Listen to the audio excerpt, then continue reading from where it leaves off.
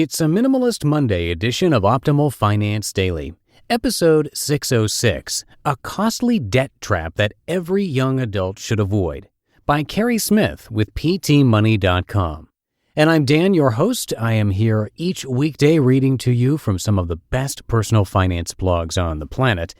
And please don't forget that we have 4 other shows in our podcast network where we narrate blogs for you. We also do Minimalist Mondays on Optimal Living Daily, so you might want to check that out. And you can find all of our shows by searching for Optimal Living Daily in the podcast app of your choice. For now, let's get right to today's post as we optimize your life.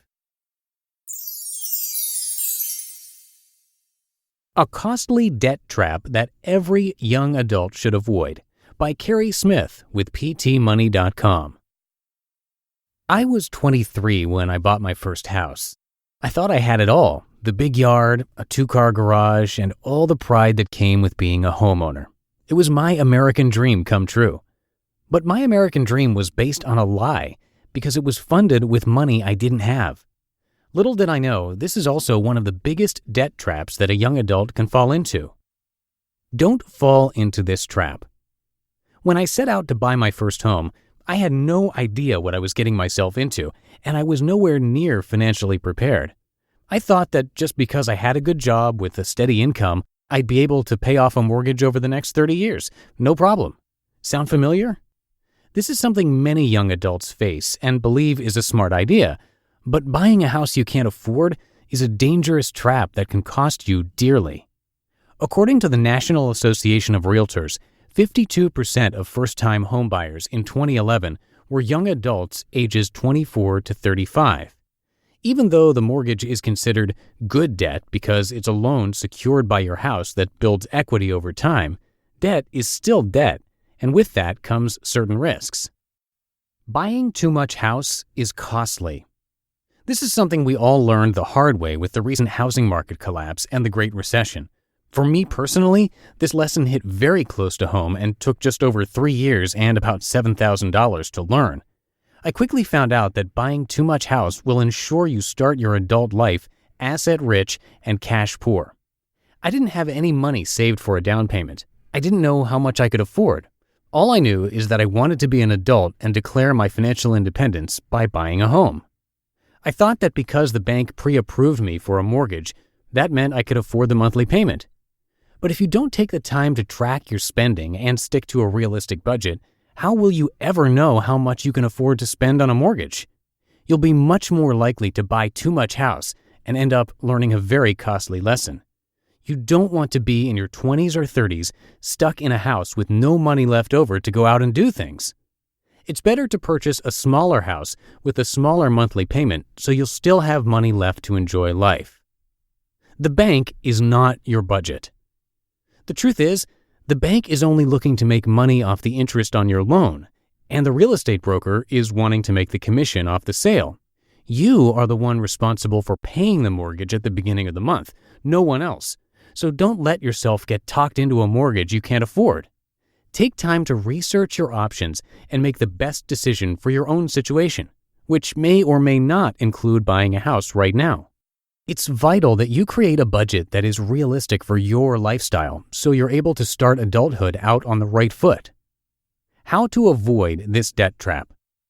To avoid getting trapped into buying too much house, you need to create a cohesive plan and budget for everything that encompasses taking on a mortgage.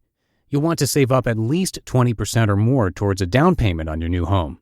You'll end up paying a lot less money in interest payments and avoid extra private mortgage insurance. You can find out more about PMI and how to reduce the cost of your first home by checking out the PT Money article called First Timer, Reduce the Cost of Your First Home. Don't forget to factor in closing costs, which typically range between 3% and 5% of the loan price. And then there's real estate taxes and homeowners insurance. These are essential expenses that come with buying a home and need to be added in with the overall mortgage payment. After learning the hard way, it's also a good idea to make sure the monthly payment is no more than 25% of your take-home pay. This will leave plenty of room in your budget for emergencies, extra expenses, and income fluctuations. The American dream isn't for everyone. Between the property taxes, homeowner association or HOA fees, repairs, and lawn maintenance, the true cost of owning a home can be a nightmare if you aren't financially prepared, and not everyone is cut out to be a homeowner.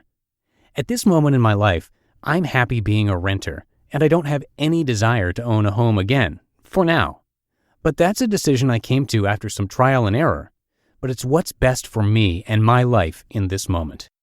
For young adults especially, you need to enter into the decision to buy a home with care. You don't really know where your life will take you. You might want to visit a new country to learn a new language, or move to a new state to pursue a different job opportunity. The possibilities are endless, which means the American dream of purchasing a home may not be the best decision for you, and that's perfectly fine.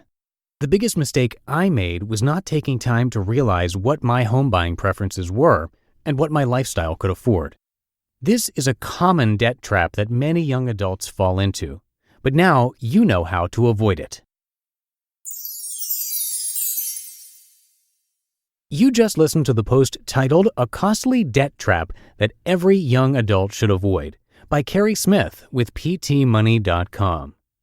And before I go today, don't forget that you can listen to a lot more blogs being narrated to you for free. All you have to do is search for Optimal Living Daily to find our other shows where we cover personal development, minimalism, health and fitness, business, relationships, and much more. Again, just search for Optimal Living Daily in the podcast app of your choice and subscribe to our other shows for free.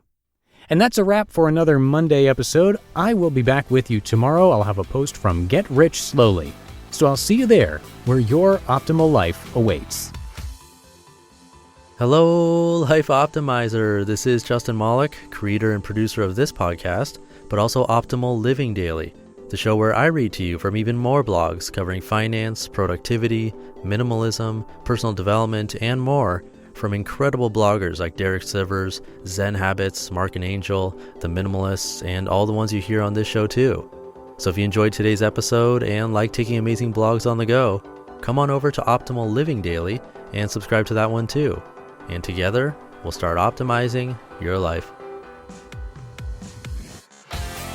You've been listening to Optimal Finance Daily. Be sure to hit the subscribe button to stay up to date on each new episode and head to oldpodcast.com. That's OLDpodcast.com for a free gift as well as more actionable tips and resources to help you maximize your potential.